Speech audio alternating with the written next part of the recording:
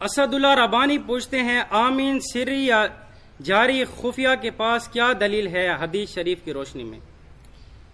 صحیح بخاری میں موجود ہے، آمین دعا ہے، قال عطا آمین دعا، صحیح بخاری جلد اول صفحہ 110 پہ موجود ہے۔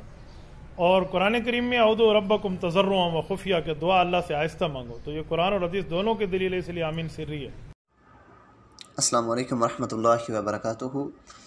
جب ہم اپنے حنفی بھائیوں سے کہتے ہیں کہ بھئی آمین اونچی آواز میں کہاں کریں نماز میں، یعنی کہ جو جہرن نماز ہے، بلند آواز سے نماز پڑھی جاتی ہے، قرات جس کی بلند آواز سے کی جاتی ہے، امام صاحب کرتے ہیں، تو اس کے ساتھ آمین بھی اونچی آواز میں ہونی چاہیے، یعنی کہ جس طرح سے فجر کی 2 رکعتیں ہیں اور مغرب کی پہلی 2 رکعتیں ہیں اور عشاء کی پہلی 2 رکعتیں، اس میں آمین جو ہے نا، کیونکہ اس میں قرات بلند آواز سے ہوتی ہے تو آمین بھی بلند آواز سے ہی کہی جائے گی۔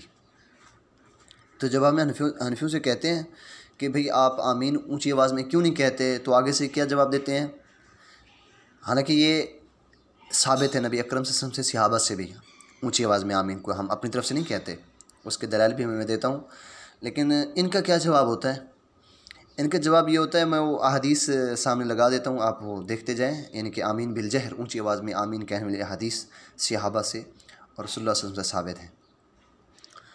اونچی آواز میں جب جہرن آواز میں قرات کی جائے نماز میں، تو ان حضرات کا ان حدیث کے مقابلے میں جواب ہوتا ہے، ایک تابعی کا قول لے کے آ جاتے ہیں، کہتے ہیں امام عطا نے فرمایا ہے کہ آمین جو ہے نا یہ دعا ہے، اور دعا تو آہستہ ہی ہوتی ہے۔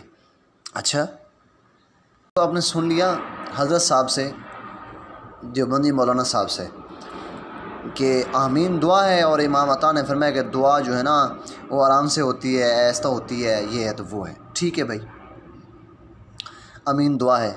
ابھی اسی دیوبندی صاحب سے پوچھتے ہیں کہ حضرت جی سورۃ الفاتحہ دعا ہے؟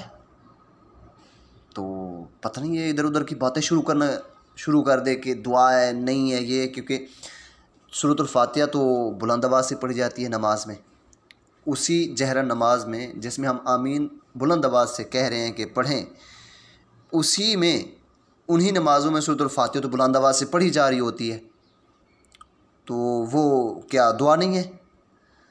ہو سکتا ہے کوئی 2 نمبری کریں کہ دعا ہے، نہیں ہے، اس طرح کے۔ چلو اس کا ثبوت بھی مفتی صاحب سے ہی لے لیتے ہیں کہ مفتی صاحب کیا فرماتے ہیں۔ یہی مفتی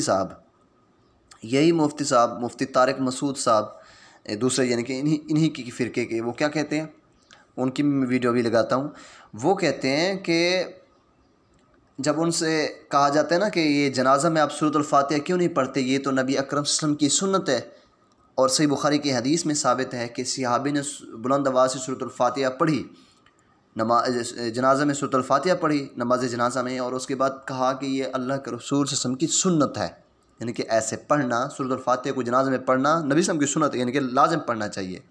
اور نبی اکرم صلی اللہ علیہ وسلم کی یہ حدیث بھی ہے کہ کوئی نماز فاتحہ کے بغیر نہیں، کوئی بھی نماز سورۃ الفاتحہ کے بغیر نہیں، جس میں یعنی کہ سورۃ الفاتحہ نہیں پڑھی گئی وہ نماز ہی نہیں۔ تو حضرت جی اب ہم جب یہ دلیل لیتے ہیں کہ جنازہ میں سورۃ الفاتحہ آپ کیوں نہیں پڑھتے، تو ادھر ان کا کیا جواب ہوتا ہے؟ ادھر یہ الٹے ہو جاتے ہیں، کیا کہتے ہیں؟ ادھر جواب دیتے ہیں، حدیث کے مقابلے میں جواب دے رہے ہوتے ہیں کہ یہ جو نبی اکرم صلی اللہ علیہ وسلم نے پڑھی تھی یا صحابہ نے جو سورۃ الفاتحہ پڑھی تھی جنازہ میں، یہ دعا کے طور پر پڑھی تھی، یہ جنازہ میں دعا کے طور پر پڑھی تھی، ورنہ قرات کے طور پر نہیں پڑھی تھی۔ اچھا، یہ دعا کے طور پر پڑھی تھی، اور اس کا مطلب یہ سورۃ الفاتحہ بھی دعا ہی ہے، ہاں ایسے نا، سورۃ الفاتحہ دعا ہے، یہ آپ نے اب خود ہی مان لیا۔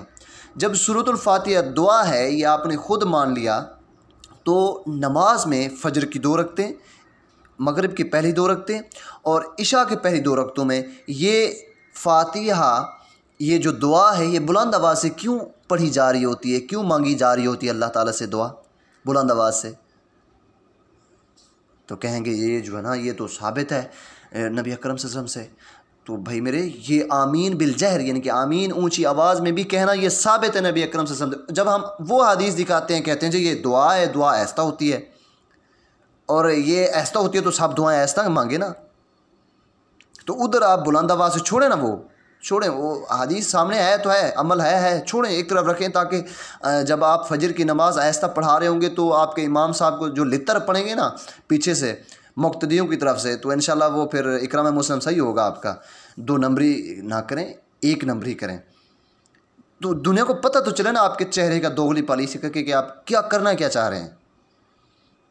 تو ہم یہ کہتے ہیں نماز جنازہ میں سورہ فاتحہ پڑھنا جائز ہے بطور تلاوت کے، بطور دعا کے. سمجھ میں آ رہی ہے؟ سمجھ میں الحمدللہ. بطور دعا کے، کیونکہ دعا کے مختلف کلمات نبی سے نماز جنازہ میں منقول ہیں، تو جو زیادہ منقول ہیں ان کو زیادہ پڑھنا چاہیے، جو کم منقول ہیں ان کو کم پڑھنا چاہیے. تو اگر حضرت ابن عباس نے سورہ فاتحہ پڑھی ہے تو بطور دعا کے پڑھی ہے، تو بطور دعا کے ہم بھی اس کو جائز کہتے ہیں، پڑھ سکتے ہو، لیکن لازم نہیں ہے. ہاں تو سنیں نا مفتی صاحب سے، آپ نے یہ مفتی صاحب فرما رہے ہیں، تو اب لوگوں نے کوئی تحقیق نہیں کرنی. مفتی صاحب نے فرما دیا بھائی قرآن کی آیت کھولیں، نبی اکرم صلی اللہ علیہ وسلم کی حدیث کھولیں، خود پڑھیں. ان دین کو مفتیوں کے اوپر نہ ڈالیں. یعنی کہ دین جو ہے نا، جب دین سمجھنا ہے نا تو دین کی تفریق کے لیے، یعنی کہ حق و باطل میں فرق کرنے کے لیے، جیسے کوئی بات سنتے سیدھا مفتی کے اوپر پیش کر دیتے، مفتی صاحب نے تو یہ فرما دیا، چلو بھی دفع کرو، جو کچھ بول رہا ہے ان کو چھوڑو. اچھا یہ فرق ہے. قرآن کہہ رہا ہے کہ جو فرق ہے نا وہ قرآن ہے. دین میں جو فرق کرنے والی بات ہے، یعنی کہ تمیز کرنے والی، درمیان میں حق و باطل میں کھول کر حق ایک طرف کر دینا اور باطل جھوٹ ایک طرف کر دینا، وہ قرآن ہے. ان مفتیوں کو، ان دین کے ٹھیکیداروں کو پہلے قرآن پر پیش کریں. اور نبی اکرم صلی اللہ علیہ وسلم بھی فرقان ہیں، یعنی وہ بھی حق اور سچ میں تمیز کرنے والے، درمیان میں ان کو فرق کو کھول کر رکھ دینے والے ہیں. یعنی کہ یہ جو دین کی باتیں ہیں یہ خود مفتیوں کو پیش کرنا ہے، اللہ اس کے رسول کے اوپر. آپ پیش کر رہے ہیں دین کی باتیں جو آپ کو کوئی حدیث بتاتا ہے، آپ سیدھا مفتی کے اوپر پیش کر دیتے ہیں. مفتی الٹی پلٹی آپ کو تفسیر بتا دیتا ہے اپنی طرف سے گھڑی ہوئی فرقے کی، اور آپ کہتے ہیں مفتی صاحب نے فرما دیا. اتنے بڑے بزرگ ہیں، 20 سال کی انہوں نے ڈگری لی ہے، وہ جھوٹ بول سکتے ہیں؟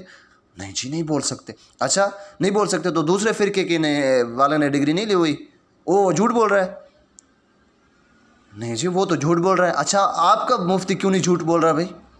کیوں؟ یہ پیغمبر ہے؟ یعنی کہ یہ کہہ نہیں رہے ہوتے کہ یہ پیغمبر ہیں، لیکن مان پیغمبر رہے ہوتے ہیں. ان میں اکثریت، حنفیوں کی اکثریت، جتنے بھی گمراہ فرقے ہیں، حنفیوں کی اکثریت اپنے اماموں کو مان پیغمبر رہی ہوتی ہے، لیکن کہہ نہیں رہی ہوتی. اپنے ان اماموں یعنی مفتیوں کو، اپنے ان مولویوں کو پیغمبر مان رہی ہوتی، بلکہ رب مان رہی ہوتی ہے. جس طرح سے قرآن میں نا کہ سیدنا ابن عدی کے وہ روایت بھی موجود ہے، قرآن کریم میں آتا ہے کہ اللہ تعالیٰ نے فرمایا ہے کہ ان لوگوں نے، یعنی کہ یہود نے، ان لوگوں نے اپنے درویشوں مولویوں کو کیا بنا لیا؟ اللہ کے سوا اپنا رب بنا لیا. تو ادھر سیدنا عدی رضی اللہ عنہ وہ آئے اللہ کے رسول صلی اللہ علیہ وسلم کے پاس، وہ یہود میں سے تھے، وہ اور پھر اہل کتاب میں سے تھے، وہ مسلمان ہوئے، صحابی رسول ہیں.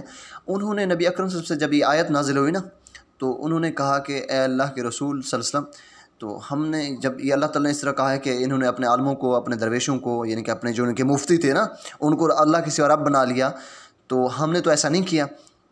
یعنی کہ ظاہراً تو کسی نے رب نہیں کہا تھا، جس طرح یہ بھی رب نہیں کہتے نا، تو اس کو بھی یہی پریشانی لاحق ہوئی کہ ہم تو رب نہیں کہتے.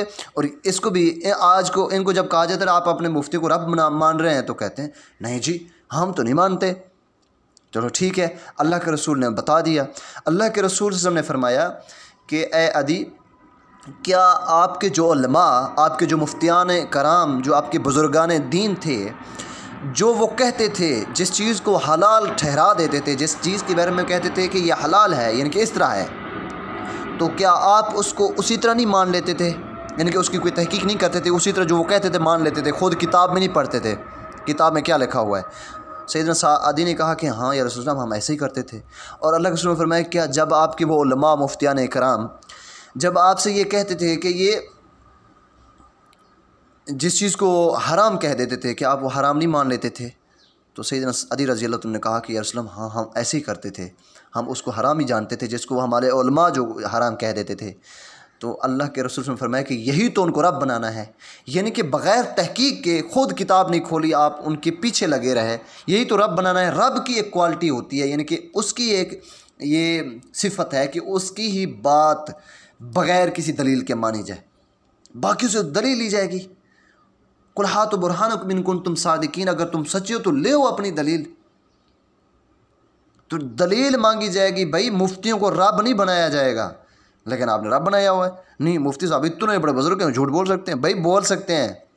اچھا یہ جھوٹ نہیں بول سکتے تو اگلا جو مفتی کہہ رہا ہے کہ آمین اونچی آواز میں جو ہے نا سنت سے ثابت ہے اور حدیث بھی دکھا رہا ہے، وہ جھوٹ بول رہا ہے؟ ہاں جی وہ تو گمراہ ہے، تو اس کی نظر میں آپ گمراہ ہیں، آپ کون سے جو ہے نا آسمان سے اترے ہیں؟ خدا کا خوف کریں بھائی، خود تحقیق کریں، اللہ کی کتاب پڑھیں اور نبی پاک صلی اللہ علیہ وسلم کی سنتیں پڑھیں جو احادیث میں موجود ہیں۔